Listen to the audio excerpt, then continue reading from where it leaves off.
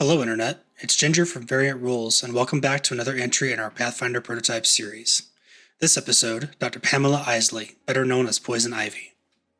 As Pamela is studying advanced botanical biochemistry at a university in Seattle, she begins to fall in love with her professor, Dr. Jason Woodrue.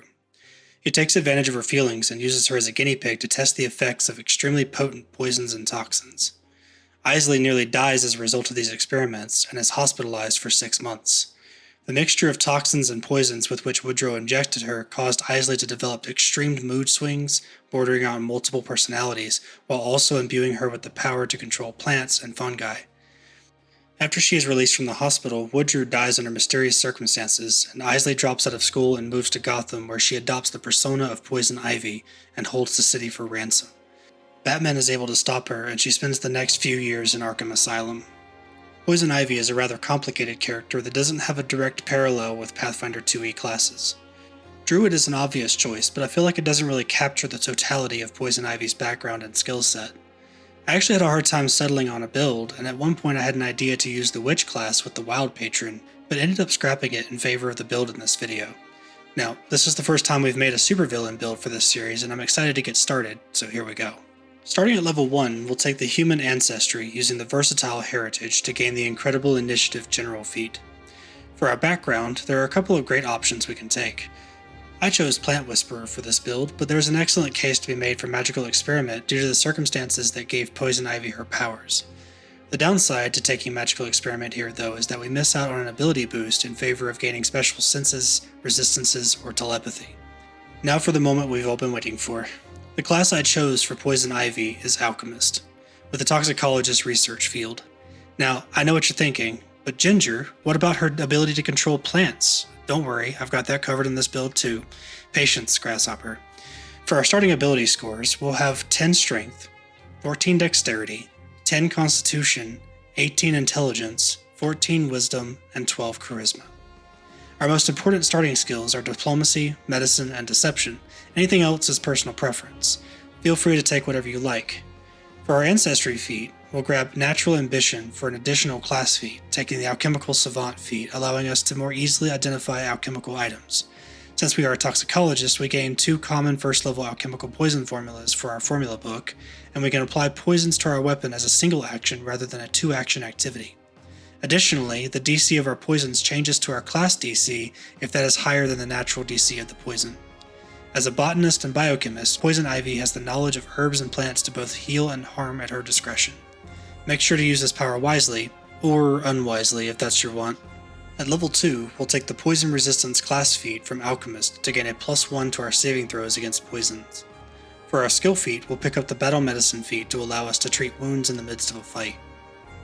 For our first skill increase at level 3, we will boost Nature to Expert, since we are gaining affinity for plants as we become stronger. We'll also take the Fleet General feat for additional movement speed. At level 4, we get the Tenacious Toxins class feat, which increases the duration of our poisons by an amount equal to the poison's stage 1 interval, in some cases potentially doubling the duration of the poison. For our skill feat, we'll take Bon Mot, allowing us to use our Diplomacy skill to distract our foes with our wit, or other things, and causing them to take a -2 penalty to Perception and Will checks and DCs for up to 1 minute. For the moment, this potentially helps our party more than us, but we'll be able to make effective use of this debuff before long. For our first set of ability boosts at level 5, we'll boost Dexterity, Intelligence, Wisdom, and Charisma. In addition, we will boost our Medicine skill. We'll pick up the Clever Improviser Ancestry feat to gain an improved version of the Untrained Improvisation skill feat. We also gain the ability to substitute our class DC for any alchemical item we create that requires a save, instead of only poisons. We also gain the ability to create 3 poisons in any combination rather than 2 of the same, using 1 batch of reagents during our daily preparations. Variety is the spice of life, after all. At level 6, I give you Satisfaction. We're going to trade our class feat for the Druid Dedication feat, granting us 2 additional trained skills. We gain 2 cantrips from the Primal Spell list, and we gain some of the benefits of one Druid Order. Obviously, we're going to choose the Leaf Order. Because we chose the Druid Dedication rather than the full class, we don't gain the Leshy Familiar or the Goodberry Focus spell, but these aren't terrible losses in my opinion. For our skill feat, we'll select Root Magic, allowing us to create a bag of herbs and other bits and bobs that grant the ally we give it to a +1 on the first saving throw they make against a spell or haunt that day. At 7th level, we'll boost our nature skill to Master and pick up the Toughness General feat. Our Alchemist weapon proficiencies and will saves increase to Expert. We also gain the ability to craft 2 of our poison recipes using Quick Alchemy as much as we want without spending any of our infused reagents. I'm starting to wonder where all this poison is coming from. At 8th level, we'll take the Pinpoint Poisoner class feat, making it so that when a flat-footed creature is exposed to one of our poisons, they also take the flat-footed penalty to the initial save against that poison. For our skill feat, we'll take Consult the Spirits, allowing us to commune with nature for 10 minutes per day, attempting a Recall Knowledge check to perceive any nature spirits in the area and be able to ask them questions about the area we're in. This can be a good way to scout an area or even gain additional information or context regarding what the party should do next. Just be sure to ask the right questions. At level 9, we'll boost our medicine skill to Master and take the Incredible Improvisation Ancestry feat to be able to give ourselves a +1 to 1 untrained skill check per day. You never know when this skill might save your life. Our class DC and perception skills increase to Expert as well, and we can create 2 items instead of 1 when we use our Quick Alchemy action. Improving action economy is always appreciated. For our second set of ability boosts, we'll take Dexterity, Intelligence, Wisdom, and Charisma again. We gain another trained skill from our Intelligence modifier, and we'll take the Potent Poisoner class feat, which increases the DC of any alchemical item with the poison trait, not just the ones we create with our infused reagents, by up to 4 to a maximum of our class DC. This feat seems to have a lot of overlap with previous feats, but in fact it lets us create permanent items through traditional crafting and increase the DCs of those items as well. That way we can let our party members hold on to and use them at their discretion. At your GM's discretion, some shops and shady merchants may even offer a higher price for these items. Also, we will pick up the Robust Recovery skill feat, which increases the circumstance bonus from a successful treat a disease or poison action to +4, and also causes the patient's successful save to be a critical success. At level 11, we boost our Diplomacy to Expert, and pick up the Thorough Search General feat, allowing us to choose to take twice as long as normal to perform a Seek action in order to gain a +2 circumstance bonus to our check.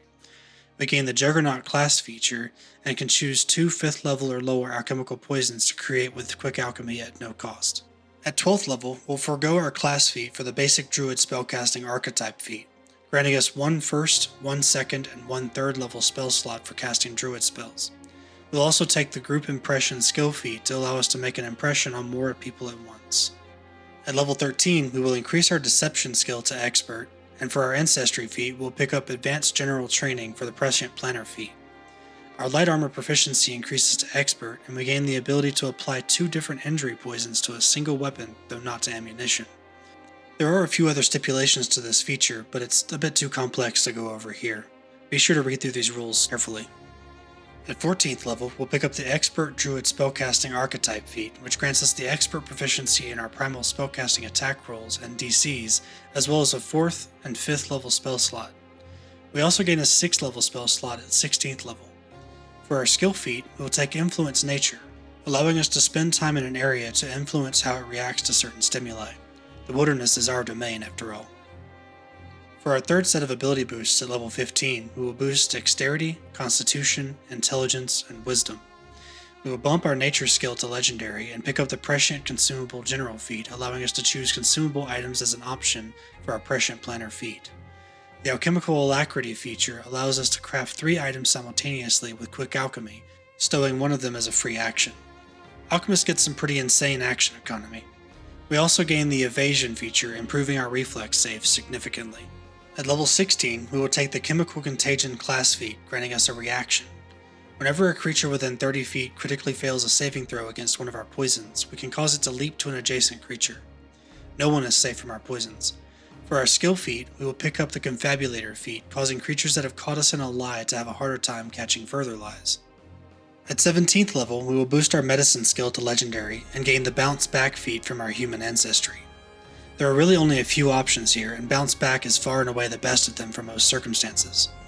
Our Alchemist class DC increases to Master, and we gain the ability to craft 2 common 11th level or lower alchemical poisons at no cost using Quick Alchemy.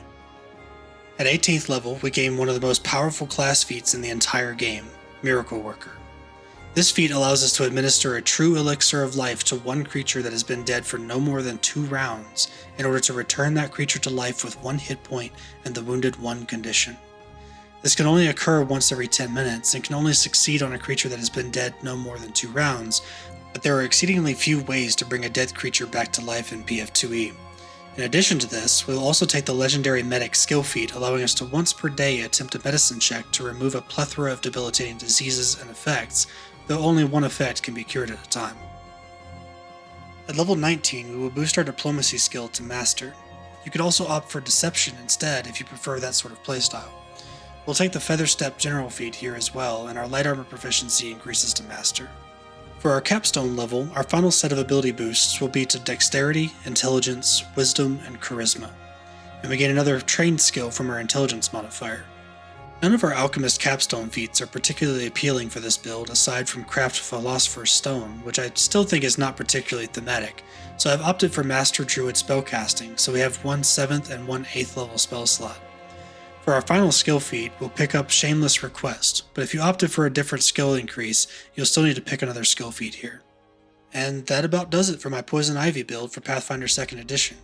I know going the alchemist route is a bit unorthodox, but I wanted to stay true to her origins as a biochemist, and I didn't want to just go the easy route. I had a lot of fun planning out this build and came up with some cool character build ideas for future characters in my own campaigns. For a free archetype build, I would definitely just go primarily the Druid archetype with some Poison or Dedication feats if you have room. If your GM allows dual class, just pick up Druid as your secondary class. If you're feeling really spicy, feel free to give Wild Patron Witch a try. I feel that it pairs even better with Alchemist for this build due to them sharing the same key ability score. Thanks for watching. If you liked this video, please drop us a like and leave a comment with any changes you'd make to the build as well as any builds you'd like to see us make in the future. Subscribe so you don't miss out on any of our future build ideas as well as our other series, and we'll see you next Saturday.